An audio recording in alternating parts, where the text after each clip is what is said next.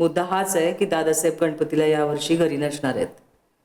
त्यामुळे यावर्षी गणपतीचा पूजेचा मान रणजितराव आणि संजीवनीचा असेल.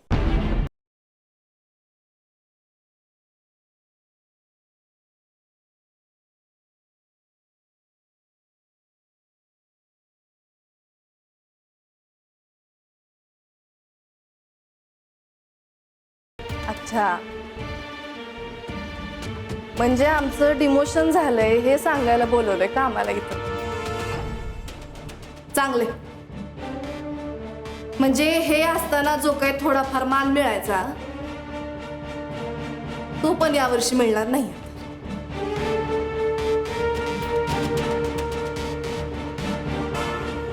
आनंद वाटला? राजश्री, आम्ही जायला सांगितलं तुम्हाला?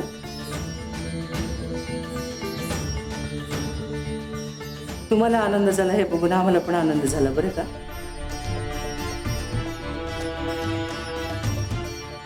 राजश्री, मोठ्याने असंच मन मोठं करायचं असतं. हा,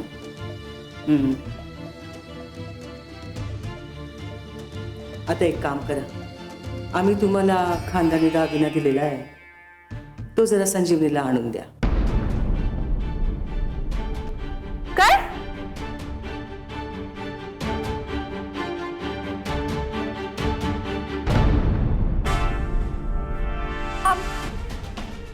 का म्हणून यांना खानदानी दागिना द्यायचा तो?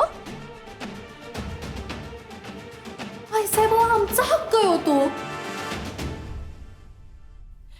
आणि आमचा हक्क आम्ही जन्मभर सोडणार नाही, लक्षात ठेवायचं. आई साहेब,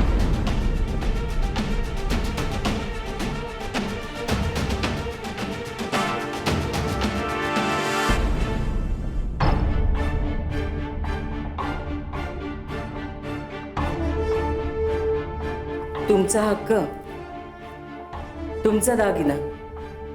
काय बोलताय राजश्री? तुम्ही सकाळ संध्याकाळ जरा बदाम खायला लागा. आमच्या समोर तुझं माझं करताय तुम्ही. आता सुरुवात केली म्हणून आम्ही सांगतो तुम्हाला, मुळात तो दागिना आमचा आहे. दादासाहेबांच्या वडिलांनी आम्हाला भेट म्हणून दिला होता. दादासाहेबांचं पहिलं लग्न झालं तेव्हा अवंतिका पहिल्यांदा गणपती पूजेला बसल्या तेव्हा आम्ही त्यांच्या हातात तो दिला, त्या पूजेचा मान म्हणून. आता दादासाहेबांनी तुमच्याशी लग्न केलं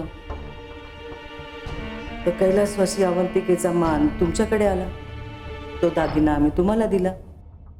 आता यावर्षी गणपती पूजन तुम्ही करणार नसल्यामुळे तो दागिना तुम्ही संजीवनीला द्या, असं आमचं म्हणणं आहे.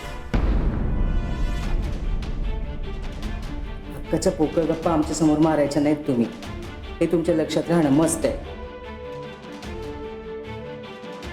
कळतंय?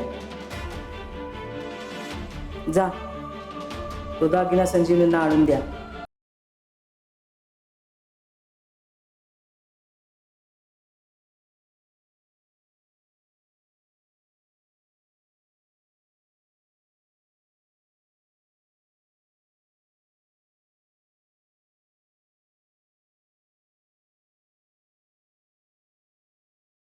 तुम्हाला काही म्हणायचंय का संजीवनी?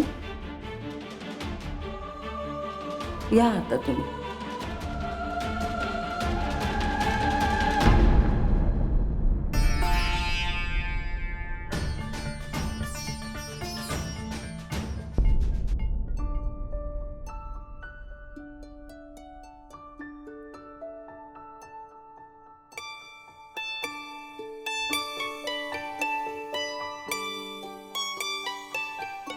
काय ग, मी आल्याचं विसरलीस ना?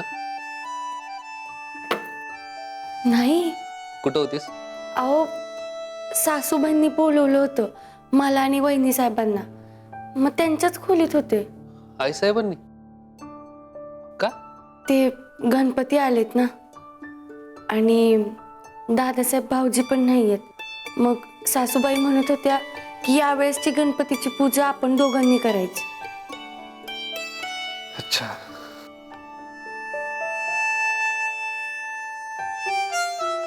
अहो दादासाहेब भाऊजी कधी येणार परत? त्यांचं त्यांनाच माहिती. संजू, मला ना काही कळेनासच झालंय. त्यांची गणपतीवर एवढी श्रद्धा आहे, किमान गणपतीसाठी तरी येतील असं वाटलं होतं. मी काय म्हणते, तुम्ही एकदा त्यांना कन्व्हिन्स करून बघता का?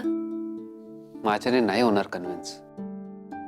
इनफॅक्ट सकाळीच माझं बोलणं झालं तर म्हणाले आता मला साधनेला बसायचंय, मी नंतर बोलतो. पण त्यानंतर त्यांचा फोन जो बंद आहे तो बंदच.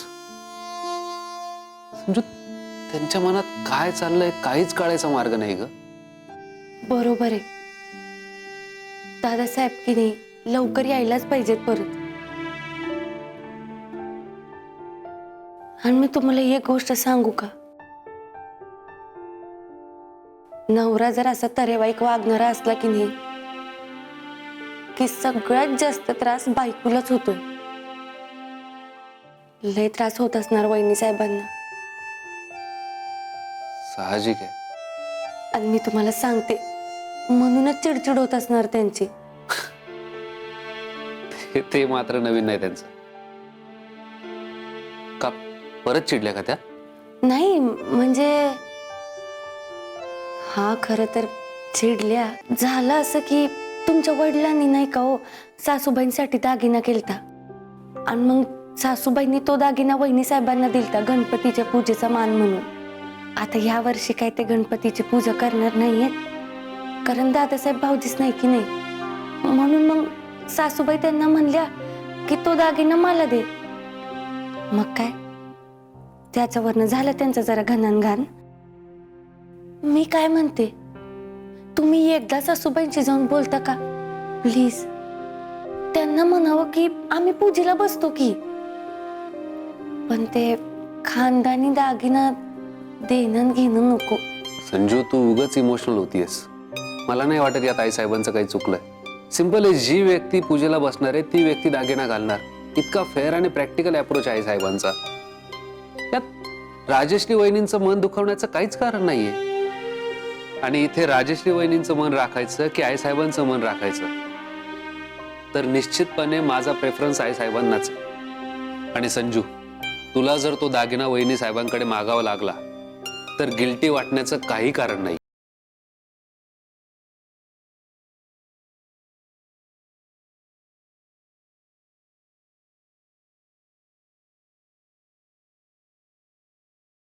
आई काय झालं?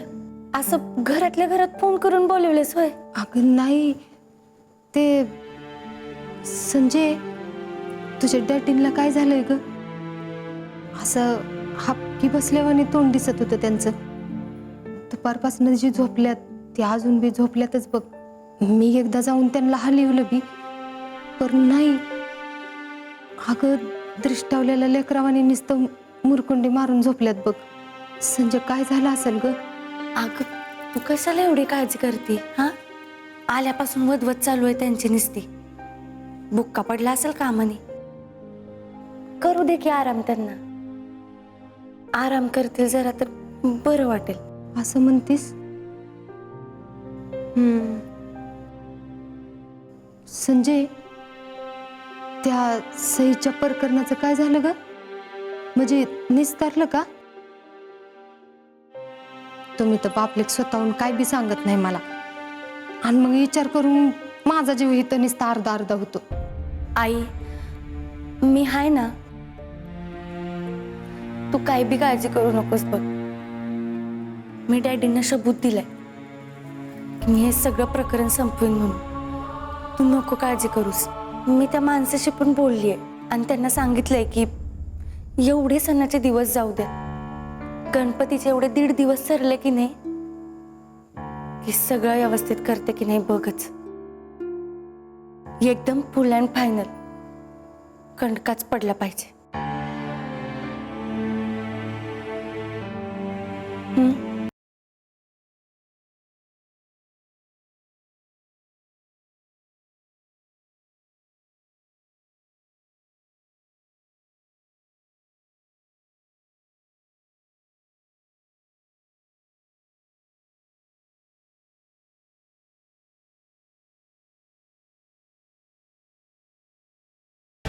संजी, अगे माझी गुणाची पोरगती, हा माझा काळजाचा तुकडा, शुक्राची चांदणी केली ना सई. डॅडी तुम्ही खाल्लं का काही? बाय, किती काळजी ग माझ्या पोरीला बापाची. खाल्लं पोरी, खाल्लं. ठीक आहे, यापुढे असं नका वागू. अन्नाचा अपमान होतोय. अगं नाही करणार पोरी, खाल्लं पोटभर खाल्लं, तू नको काळजी करू. बर तो सईचा कागद द्या आधी. घेतो आणि त्या मसन थोत्राच्या तोंडावर मारून येतो आणि मग त्याला दाखवतो त्या खानदानी माणसाचं हिंगा. मायला लईच कातील आलं होतं. बरं ते सईचं कागद तर दे ना. मी तुम्हाला याआधी पण सांगितलं होतं, आता पुण्यांदा सांगते, मी त्या कागदावर खोटी सही करणार नाही. अगं बरं तू काल तर त्या गंजकाशी फोनवर बोललीस की. मी त्यांना फक्त एवढंच म्हणलं होतं की तुमचं काम होईल. मी सही करेन असं नव्हतं म्हणलं. अगं संजय, असं आडग्यावानी बोलण्यात काय असेल? अगं सहीच झाली नाही तर काम कसं पूर्ण होणार? हा बरं जा बाय, सही कर आणि तू कागद आणून दे फक्त माझ्याकडे. जा. ठीक आहे, थांबा तुम्ही इथंच, मी आलेच.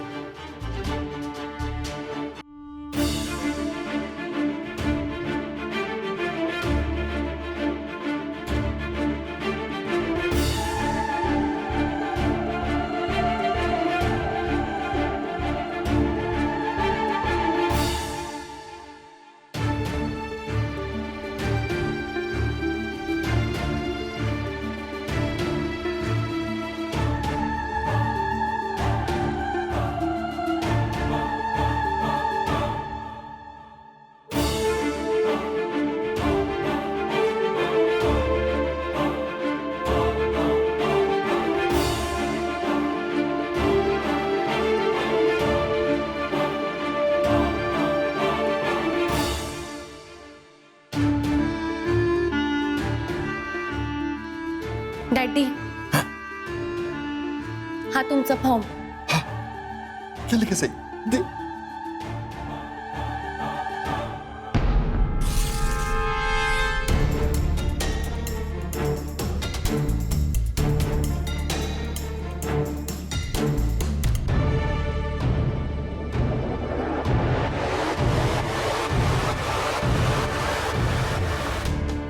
त्या सहीचा विषय इथंच संपला. आणि आता राहिला प्रश्न त्या सामंताचा. तर गणपती संपल्यानंतर शिस्तात मी तो संपूर्णच.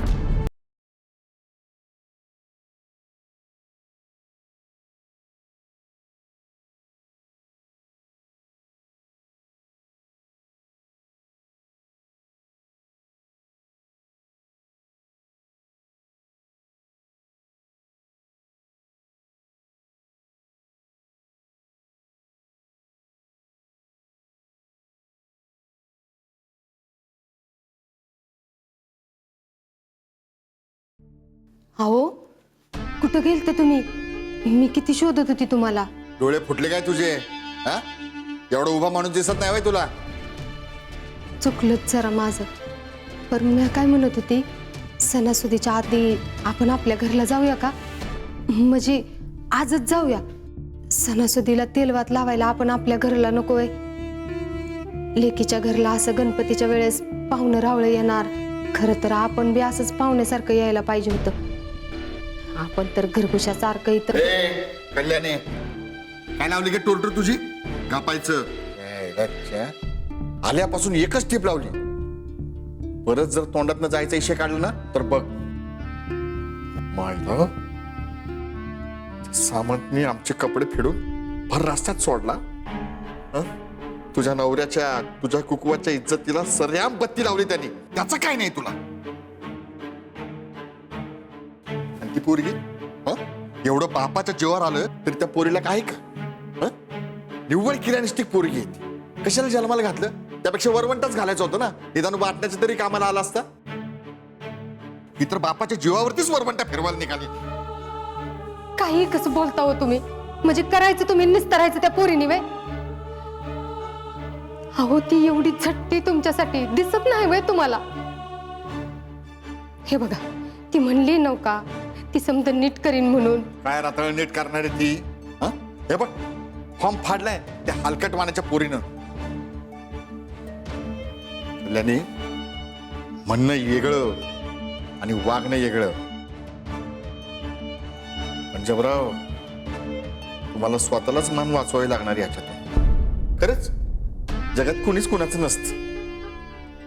बायको ही अशी आणि पोरगी ती तशी. आता आम्ही आणि आमचं लाईफ काय ते बघून घेऊ. हो अहो रंजा,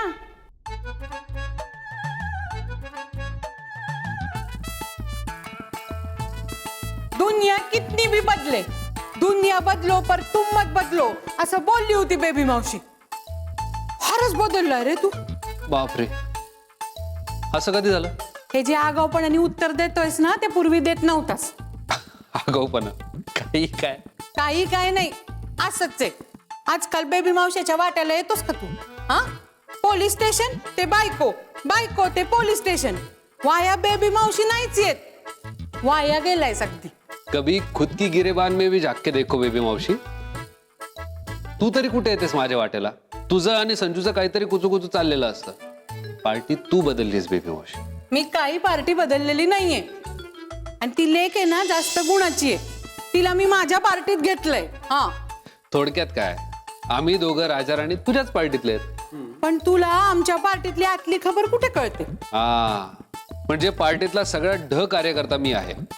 मला जरा बोलायला त्रास होतोय, पण हो, डाचेस तू. अध्यक्ष महोदय, आम्हालाही सांगा पार्टीतल्या लेटेस्ट खबरा. टक्के. पण मला प्रॉमिस दे की तू कोणाला सांगणार नाही, सिक्रेट ठेवणार. प्रॉमिस.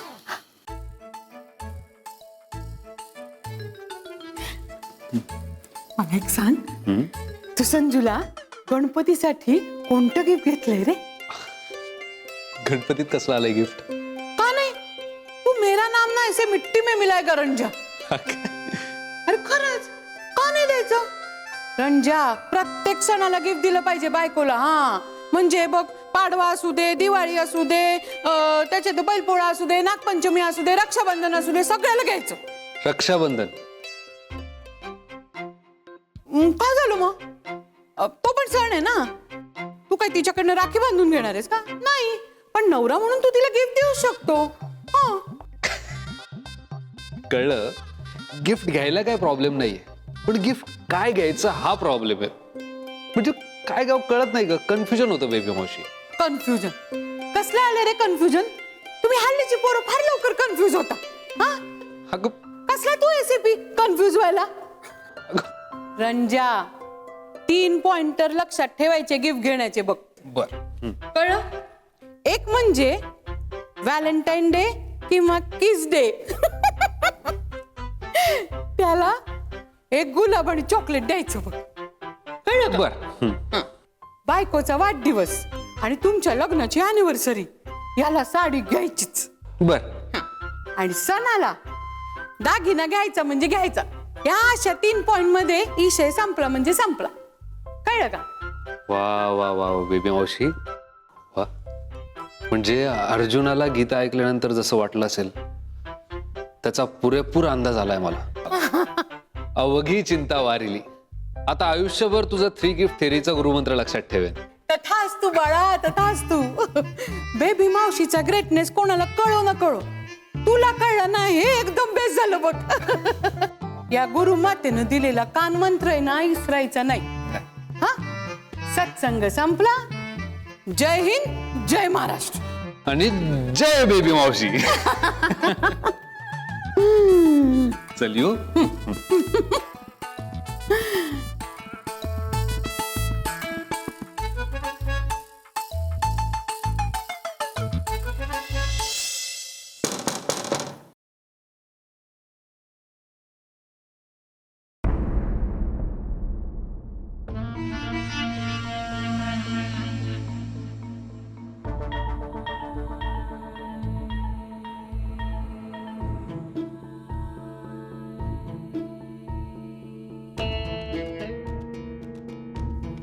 वहिनी साहेब तुम्ही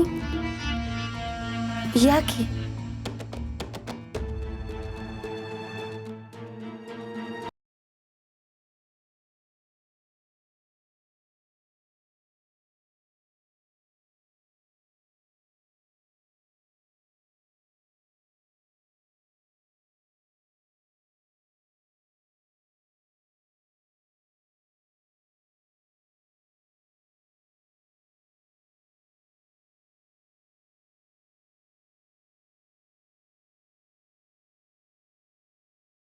वहिनी साहेब बसा की.